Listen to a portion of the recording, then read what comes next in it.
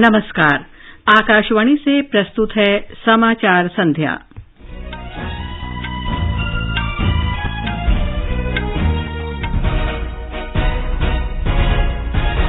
संसद के दोनों सदनों की कार्यवाही अनिश्चितकाल के लिए स्थगित। राज्यसभा ने उपराष्ट्रपति एम वेंकैया नायडू को विदाई दी। राष्ट्रीय परीक्षा एजेंसी ने जेईई की मुख्य संयुक्त प्रवेश परीक्षा 2022 के लिए पेपर 1 के अंतिम अंक घोषित किए। महाराष्ट्र मंत्रिमंडल का विस्तार कल। जम्मू कश्मीर में राष्ट्रीय अन्वेषण अभिकरण ने जम्मू और डोडा जिलों में प्रतिबंधित गुट जमाते इस्लामी के सदस्यों के ठिकानों पर छापे मारे। विदेश मंत्री डॉक्टर सुब्रमण्यम जयशंकर ने यूक्रेन के विदेश मंत्री दिमित्री कुलेबा के साथ वार्ता की।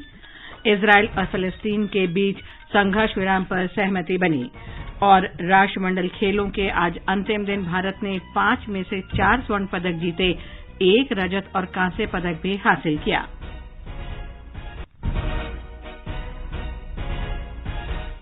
समाचार संध्या में चंद्रिका जोशी के साथ मैं लवली निगम। संसद के दोनों सदनों का आज निर्धारित समय से 4 दिन पहले सत्रावसान कर दिया गया। संसद का वर्षाकालीन सत्र 18 जुलाई को शुरू हुआ था और इस महीने की 12 तारीख को संपन्न होने वाला था। राज्यसभा में सभापति एम वेंकैया नायडू ने कहा कि सदन ने 38 घंटे कामकाज किया। इस दौरान व्यवधान के कारण इसे 47 घंटे का नुकसान हुआ। उच्च सदन के कामकाज पर श्री नायडू ने कहा कि निरंतर व्यवधान से सदस्यों को सार्वजनिक महत्व के मामलों पर तत्काल चर्चा करने के अवसर से वंचित होना पड़ता है। सभापति ने कहा कि सदन ने देश में आवश्यक वस्तुओं की बढ़ती कीमतों पर एक अल्पकालिक चर्चा की। लोकसभा में अध्यक्ष ओम बिड़ला ने कहा कि सत्र के दौरान 6 विधेयक पेश किए गए और 7 विधेयक पारित किए गए। इस सत्र में कुल 16 बैठकें हुई, जिनकी कुल अवधि 44 घंटे 29 मिनट रही। इस सत्र के दौरान सभा द्वारा महत्वपूर्ण विधायी एवं अन्य कार्य किए गए। 6 सरकारी विधेयक पुनर्स्थापित किए गए तथा कुल मिलाकर 7 विधेयक पारित किए गए। श्री बिड़ला ने कहा कि सदन ने मूल्य वृद्धि और देश में खेलों को प्रोत्साहन देने के प्रयासों पर 2 अल्प अवधि की भी चर्चा की। प्रधानमंत्री नरेंद्र मोदी ने कहा है कि राज्यसभा के सभापति एम वेंकैया नायडू की नेतृत्व क्षमता और अनुशासन से सदन ने नई ऊंचाइयां प्राप्त की हैं। आज श्री नायडू को उनका कार्यकाल संपन्न होने पर बधाई देते हुए प्रधानमंत्री ने कहा कि ऊपरी सदन के कामकाज में 70% की बढ़ोतरी हुई है। उन्होंने कहा कि इस दौरान 177 विधेयक सदन ने पारित किए या फिर उन पर चर्चा हुई। प्रधानमंत्री ने कहा कि श्री नायडू ने राज्यसभा का नेतृत्व करने का दायित्व भले ही पूरा हो गया हो, लेकिन राष्ट्र और सार्वजनिक जीवन में योगदान करने वाले लोगों के लिए उनके अनुभव हमेशा प्रेरणा देते रहेंगे। उन्होंने कहा कि देश के युवा श्री नायडू के समाज, राष्ट्र और लोकतंत्र के अनुभवों से लाभ उठा सकते हैं।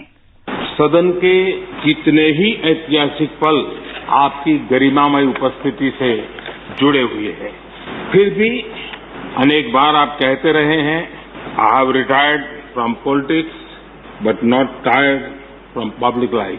और इसलिए इस सदन को नेतृत्व देने की आपकी जिम्मेदारी भले ही पूरी हो रही हो, लेकिन आपके अनुभवों का लाभ भविष्य में सुदीर्घ काल तक देश को मिलता रहेगा।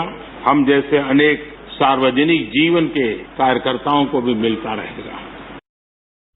श्री मोदी ने कहा कि देश इस वर्ष स्वतंत्रता दिवस एक ऐसे समय में मना रहा है जब भारत के राष्ट्रपति, उपराष्ट्रपति, लोकसभा अध्यक्ष और प्रधानमंत्री सभी स्वतंत्र भारत में पैदा हुए हैं और वे सामान्य पृष्ठभूमि से संबद्ध हैं।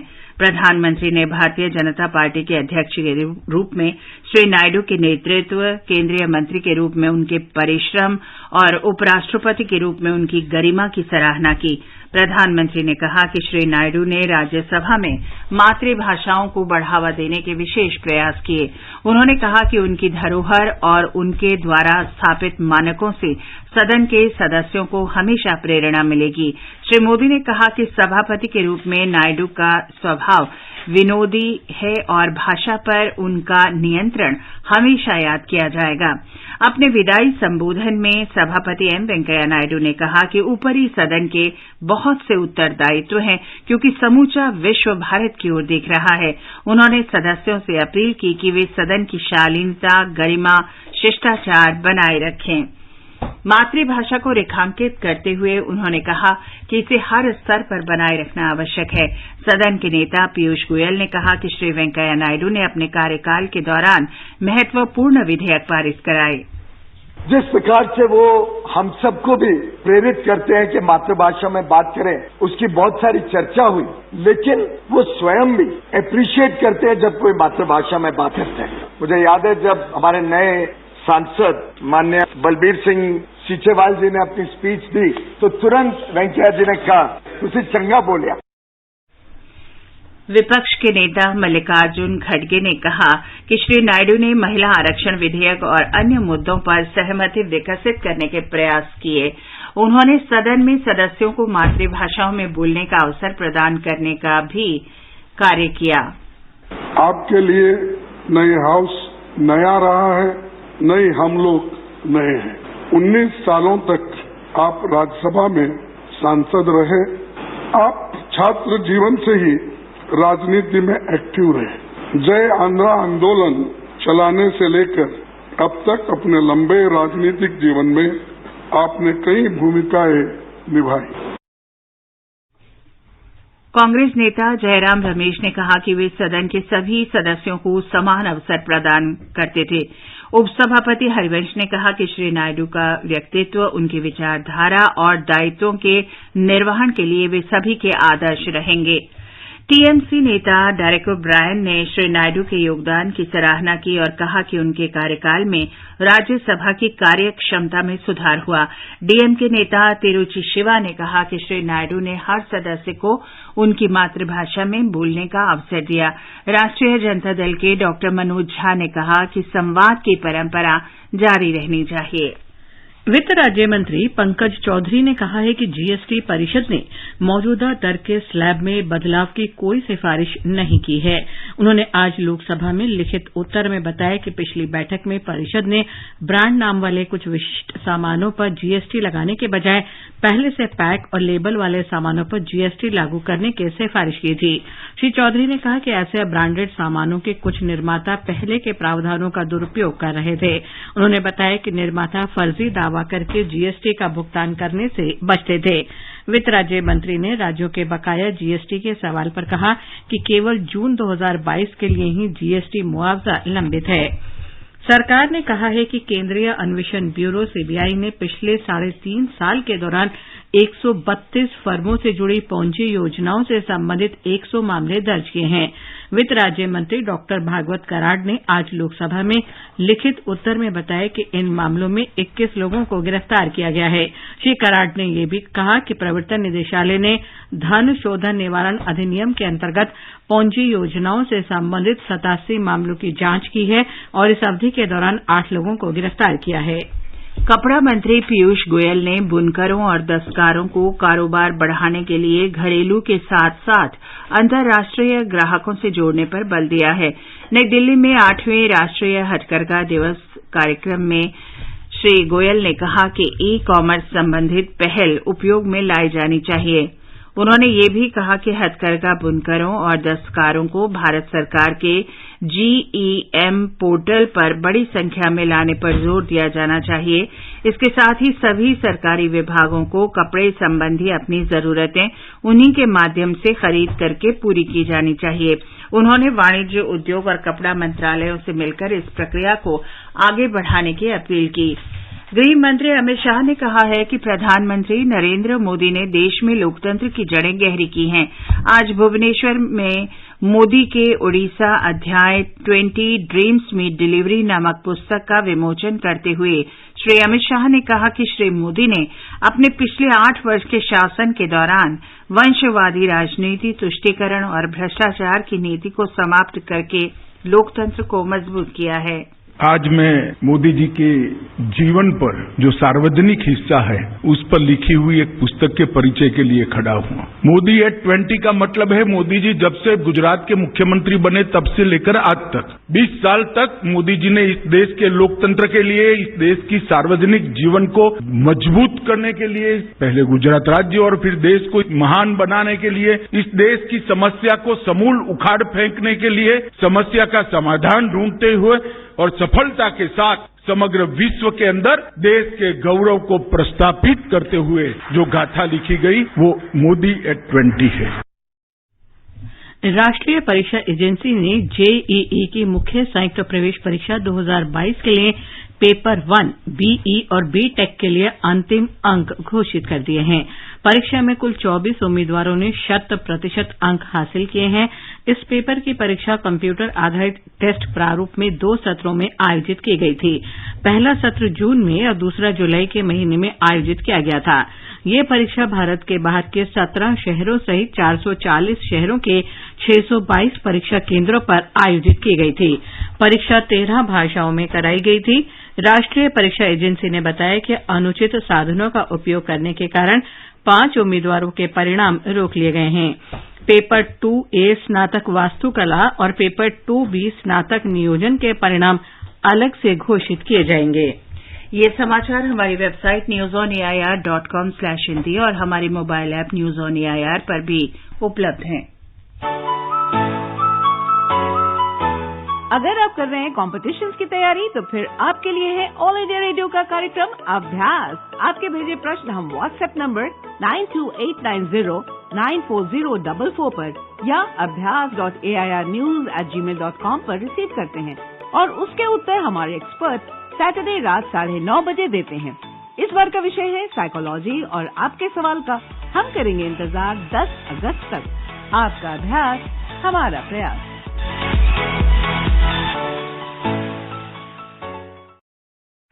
आगे बढ़ने से पहले मुख्य समाचारों पर एक नजर। संसद के दोनों सदनों की कार्यवाही अनिश्चितकाल के लिए स्थगित। राज्यसभा ने उपराष्ट्रपति एम वेंकैया नायडू को विदाई दी। राष्ट्रीय परीक्षा एजेंसी ने जेईई की मुख्य संयुक्त प्रवेश परीक्षा 2022 के लिए पेपर 1 के अंतिम अंक घोषित किए। महाराष्ट्र मंत्रिमंडल का विस्तार कल। जम्मू कश्मीर में राष्ट्रीय अन्वेषण अभिकरण ने जम्मू और डोडा जिलों में प्रतिबंधित गुट जमाते इस्लामी के सदस्यों के ठिकानों पर छापे मारे। विदेश मंत्री सुब्रमण्यम जयशंकर ने यूक्रेन के विदेश मंत्री दिमित्रो कुलेबा के साथ वार्ता की। इस्रायल और फिलिस्तीन के बीच संघर्ष विराम पर सहमति बनी और राष्ट्रमंडल खेलों के आज अंतिम दिन भारत ने 5 में से 4 स्वर्ण पदक जीते, 1 रजत और कांस्य पदक भी हासिल किया। महाराष्ट्र मंत्रिमंडल का विस्तार कल होगा। राज्यपाल भगत सिंह कोश्यारी राजभवन में मंत्रिमंडल के नए सदस्यों को शपथ दिलाएंगे। एकनाथ शिंदे ने मुख्यमंत्री और देवेंद्र फडणवीस ने इस साल 30 जून को उप मुख्यमंत्री के रूप में शपथ ली। तब से कैबिनेट विस्तार की संभावना बनी हुई थी। महाराष्ट्र में विशेष धन शोधन निवारण अधिनियम अदालत ने शिवसेना सांसद संजय राउत को 14 दिन की न्यायिक हिरासत में भेज दिया है। मुंबई के गोरेगांव में पात्रा चौल मामले के सिलसिले में उन्हें आज प्रवर्तन निदेशालय की विशेष धन शोधन निवारण अधिनियम अदालत में पेश किया गया था। 31 जुलाई को गिरफ्तारी के बाद से वो निदेशालय की हिरासत में थे। प्रवर्तन निदेशालय ने उनकी हिरासत बढ़ाने की मांग नहीं की, इसलिए अदालत ने उन्हें न्यायिक हिरासत में भेज दिया। जम्मू कश्मीर में आज राष्ट्रीय अन्वेषण अभिकरण ने जम्मू और डोडा जिलों में आतंकवाद के लिए धन देने के मामले में प्रतिबंधित गुट जमाते इस्लामी के सदस्यों के ठिकानों पर छापे मारे। जमाते इस्लामी के पदाधिकारियों और सदस्यों से संबंधित दर्जनों स्थानों पर भी एक साथ छापे मारे गए। एनआईए ने पिछले वर्ष 5 फरवरी को स्वतः संज्ञान लेते हुए जमाते इस्लामी के उन सदस्यों के खिलाफ मामला दर्ज किया था जो देश विदेश में चंदा एकत्र कर रहे थे। ये धन धार्मिक गतिविधियों के लिए एकत्र किया जा रहा था, लेकिन वे इसका इस्तेमाल हिंसा और अलगाववादी गतिविधियों के लिए कर रहे थे। जांच एजेंसी ने जम्मू जिले के सुंजवान क्षेत्र के फिरदौसाबाद में हफीजुल्लाह के घर छापा मारा। हफीजुल्ला 8 वर्ष पूर्व वन विभाग से जिला वन अधिकारी के पद से सेवानिवृत्त हुआ था और पिछले 10 वर्ष से सुंजवान में रह रहा है। इस वर्ष अप्रैल में जम्मू के जलालाबाद में सीआईएसएफ पर आतंकी हमले के सिलसिले में ये छापा मारा गया है। उत्तर प्रदेश में राज्य के कैबिनेट मंत्री राकेश सचान को आज 1 साल के कारावास की सजा सुनाई और 1,500 रुपये का जुर्माना लगाया। उन्हें शस्त्र अधिनियम के एक मामले में दोषी ठहराया गया था। उन्होंने आज एक अदालत के सामने आत्मसमर्पण किया और बाद में उन्हें जमानत दे दी गई। सचान को कानपुर के नौबस्ता इलाके में अवैध राइफल रखने के आरोप में मामला दर्ज किया गया था। विदेश मंत्री डॉक्टर सुब्रमण्यम जयशंकर ने आज यूक्रेन के विदेश मंत्री दिमित्रो कुलेबा के साथ विचार विमर्श किया।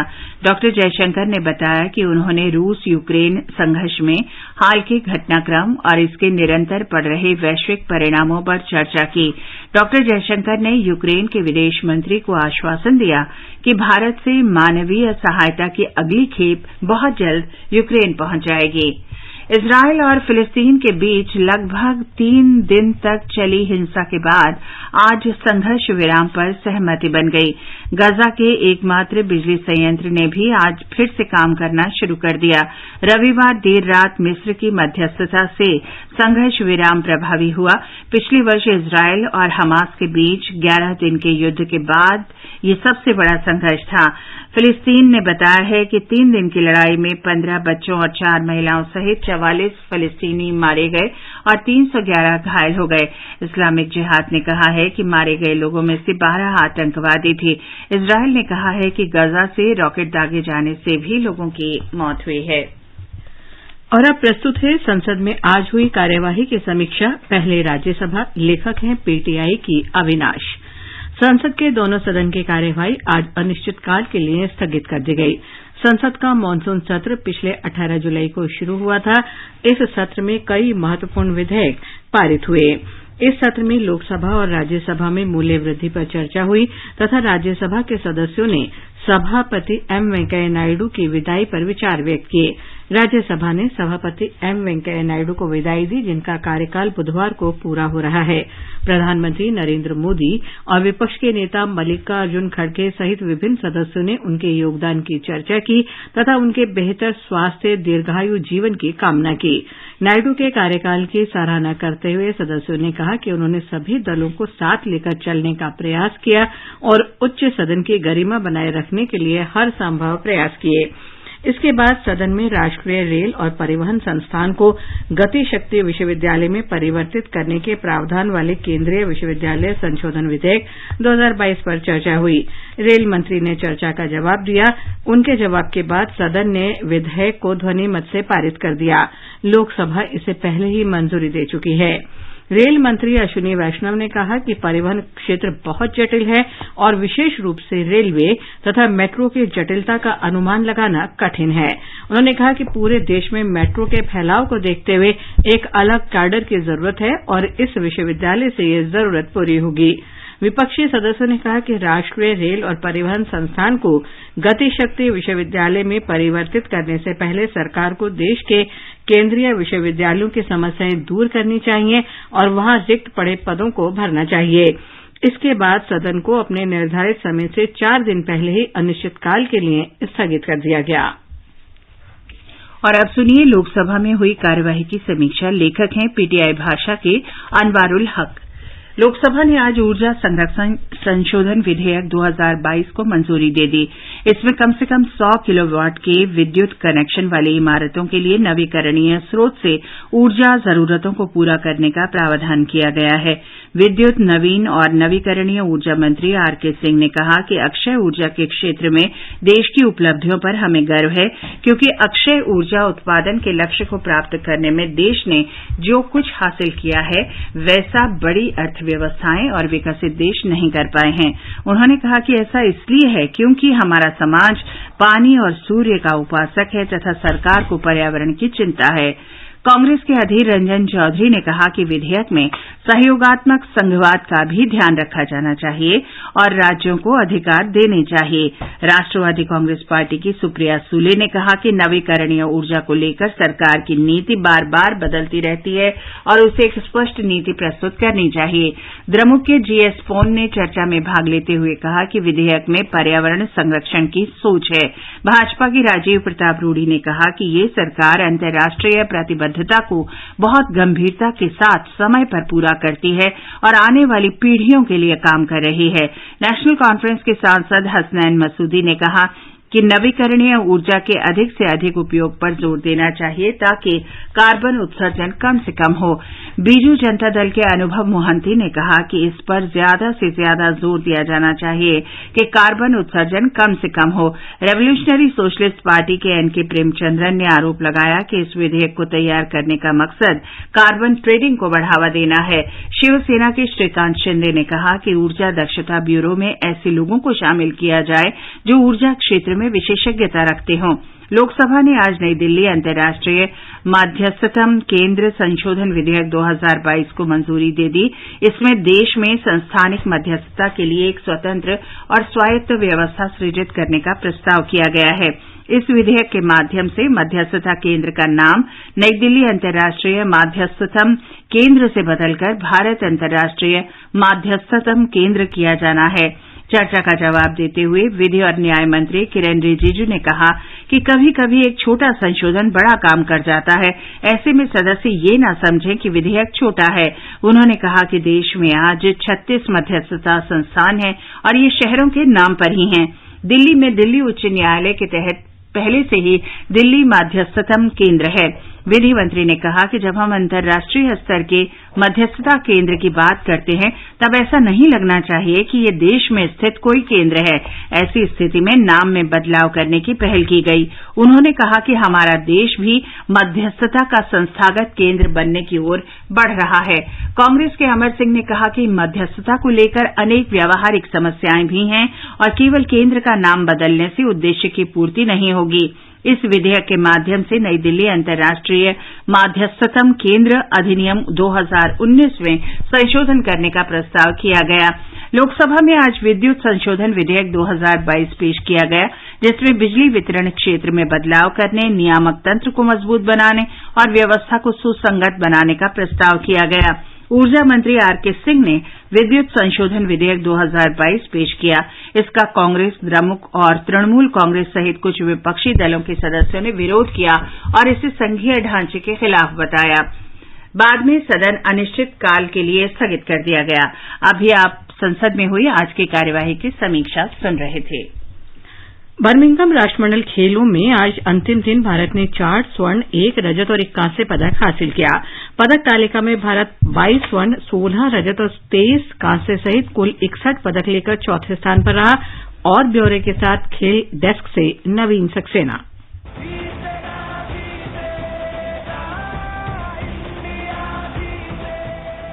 बर्मिंघम राष्ट्रमंडल खेलों का अंतिम दिन आज भारत के लिए स्वर्णिम रहा। बैडमिंटन में ओलंपिक पदक विजेता पीवी सिंधु ने स्वर्ण लेकर देश का दिल जीत लिया। सिंधु ने कनाडा की मिशेल ली को पराजित कर राष्ट्रमंडल खेलों में अपना पहला स्वर्ण जीता। Commonwealth games champion from India PV Sindhu सलाम है इस चैंपियन को, डबल ओलंपिक मेडलिस्ट और अब कॉमनवेल्थ गेम्स गोल्ड मेडलिस्ट।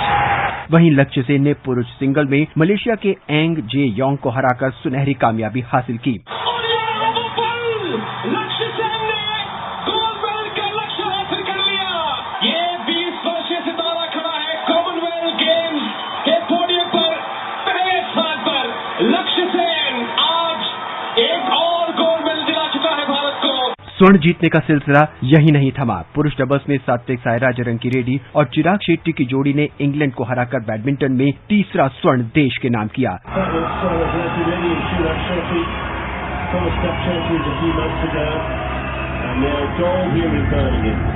दूसरी ओर टेबल टेनिस के पुरुष सिंगल्स में भारतीय धुरंधर अजंता शरत कमल ने इंग्लैंड के लियाम पिचफोर्ड को हराकर सोने का पदक अपने नाम किया। शरत कमल ने 16 साल बाद राष्ट्रमंडल खेलों में स्वर्ण पदक जीता है। वहीं जी साथिया ने इंग्लैंड के ही पॉल ड्रिकहॉल को पराजित कर कांस्य पदक अपने नाम किया। हालांकि हॉकी में भारत को रजत पदक से संतोष करना पड़ा। फाइनल में ऑस्ट्रेलिया ने भारत को 7-0 से पराजित किया।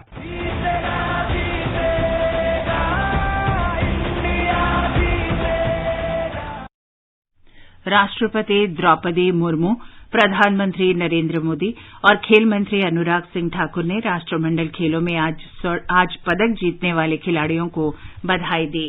राष्ट्रमंडल खेलों का समापन समारोह आज अलेक्जेंडर स्टेडियम में रात 12:30 बजे से आयोजित किया जाएगा। समारोह में भारत की ओर से मुक्केबाज निखत जरीन और टेबल टेनिस खिलाड़ी शरत कमल को ध्वजवाहक चुना गया है। समारोह में क्वींस बेटन को 2026 राष्ट्रमंडल खेलों की मेजबानी करने वाले देश ऑस्ट्रेलिया को सौंप दिया जाएगा। अगले राष्ट्रमंडल खेल विक्टोरिया में आयोजित किए जाएंगे। भारतीय ग्रैंड मास्टर और 5 बार के विश्व शतरंज चैंपियन विश्वनाथन आनंद ने विश्व शतरंज महासंघ के उपाध्यक्ष चुने जाने पर प्रसन्नता व्यक्त की है। आनंद ने कहा कि वे अगले ओलंपियाड में दिव्यांग खिलाड़ियों को शामिल करने के प्रयास करेंगे। शतरंज ओलंपियाड का कल अंतिम दिन है। प्रधानमंत्री नरेंद्र मोदी बुधवार को वीडियो कॉन्फ्रेंसिंग के माध्यम से हरियाणा के पानीपत में दूसरी पीढ़ी के एथेनॉल संयंत्र को राष्ट्र को समर्पित करेंगे। ये देश में जैव ईंधन के उत्पादन और उपयोग को प्रोत्साहन देने के लिए सरकार द्वारा उठाए जा रहे कदमों का हिस्सा है। ये ऊर्जा क्षेत्र को अधिक किफायती, सुलभ, कुशल और टिकाऊ बनाने के लिए प्रधानमंत्री के निरंतर प्रयास के अनुरूप है। इंडियन ऑयल कॉर्पोरेशन लिमिटेड द्वारा 2G एथेनॉल संयंत्र की अनुमानित लागत लगभग 900 करोड़ रुपए है। इस परियोजना में वार्षिक तौर पर लगभग 3 करोड़ लीटर एथेनॉल उत्पन्न होगा और ये लगभग 2 लाख टन चावल के भूसे और पराली के उपयोग करके एक नया अध्याय शुरू करेगी। परियोजना से प्रतिवर्ष लगभग 3 लाख टन कार्बन डाइऑक्साइड उत्सर्जन के बराबर ग्रीन हाउस गैसों को कम करने में भी मदद मिलेगी। आयुष्मान भारत प्रधानमंत्री जन आरोग्य योजना ABPMJAY के अंतर्गत देश भर में 18.5 करोड़ आयुष्मान कार्ड जारी किए गए हैं। स्वास्थ्य मंत्री मनसुख मांडविया ने कहा कि ये योजना गरीबों के लिए वरदान साबित हुई है। और अब आर्थिक जगत की खबरों के साथ हैं निखिल कुमार। बॉम्बे स्टॉक एक्सचेंज का सेंसेक्स आज 465 अंक की वृद्धि के साथ 58,853 पर आकर रुका। नेशनल स्टॉक एक्सचेंज का निफ्टी भी 128 अंक की बढ़ोतरी के साथ 17,525 पर बंद हुआ। अंतर बैंकिंग विदेशी मुद्रा बाजार में डॉलर के मुकाबले रुपया आज कारोबार में 41 पैसे की गिरावट पर रहा और ये 79 रुपए 66 पैसे प्रति डॉलर के स्तर पर बंद हुआ। मल्टी कमोडिटी एक्सचेंज में अक्टूबर के वायदा कारोबार में सोना आज 345 रुपए की बढ़त के साथ 52,220 रुपए प्रति 10 ग्राम पर कारोबार कर रहा था। आज नई दिल्ली में आकाशवाणी मुख्यालय में भारत तिब्बत सीमा पुलिस के हिमवीरों ने वंदे मातरम एट 75 कार्यक्रम में देशभक्ति गीतों की मंत्र मुग्ध कर देने वाली श्रृंखला प्रस्तुत की। प्रसार भारती के मुख्य कार्यकारी अधिकारी मयंक कुमार अग्रवाल ने युवाओं से देशभक्ति की भावना जानने और इसे सभी लोगों तक प्रसार करने का आग्रह किया। आईटीबीपी के हिमवीरों के देशभक्ति गीतों के लिए दर्शकों में जबरदस्त उत्साह देखा गया। अब हर घर की छत पर शान से फहरेगा तिरंगा, गुनगुनाए जाएंगे नव विकास के गीत, आन बान शान का प्रतीक राष्ट्रध्वज तिरंगा। आइए आजादी के अमृत महोत्सव के पावन अवसर पर इस स्वाधीनता दिवस हर घर फहराते हैं तिरंगा और लेते हैं भव्य और सशक्त भारत के निर्माण का संकल्प। आइए हर घर फहराएं तिरंगा।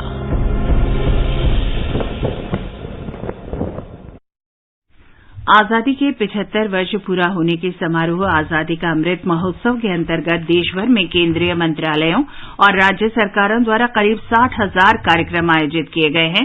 ये महोत्सव दुनिया भर में मनाया जा रहा है। लोकसभा में एक लिखित उत्तर में संस्कृति और पर्यटन मंत्री जी किशन रेड्डी ने बताया कि अमृत महोत्सव के अंतर्गत स्वतंत्रता संग्राम, भारत के वर्तमान स्वरूप से संबंधित विचारों और उपलब्धियों को दर्शाया जा रहा है। National internet exchange of India NIXI ने हर घर डिजिटल हर जीवन डिजिटल अभियान के तहत .in और .भारत डोमेन पंजीकरण की पेशकश 1 साल के लिए ₹75 में की है। ये अभियान देश के 75वें स्वतंत्रता दिवस को समर्पित है और ये पेशकश इस महीने की 20 तारीख तक उपलब्ध रहेगी। और अंत में मुख्य समाचार एक बार फिर। संसद के दोनों सदनों की कार्यवाही अनिश्चितकाल के लिए स्थगित। राज्यसभा ने उपराष्ट्रपति एम वेंकैया नायडू को विदाई दी। राष्ट्रीय परीक्षा एजेंसी ने जेईई की मुख्य संयुक्त प्रवेश परीक्षा 2022 के लिए पेपर 1 के अंतिम अंक घोषित किए। महाराष्ट्र मंत्रिमंडल का विस्तार कल। जम्मू कश्मीर में राष्ट्रीय अन्वेषण अभिकरण ने जम्मू और डोडा जिलों में प्रतिबंधित गुट जमाते इस्लामी के सदस्यों के ठिकानों पर छापे मारे। विदेश मंत्री डॉ सुब्रमण्यम जयशंकर ने यूक्रेन के विदेश मंत्री दिमित्रो कुलेबा के साथ वार्ता की। इजरायल और फलस्तीन के बीच संघर्ष विराम पर सहमति बनी। और राष्ट्रमंडल खेलों के अंतिम दिन आज भारत ने 5 में से 4 स्वर्ण पदक जीते, 1 रजत और कांस्य पदक भी हासिल किया। इसके साथ ही समाचार संध्या का ये अंक समाप्त हुआ। नमस्कार।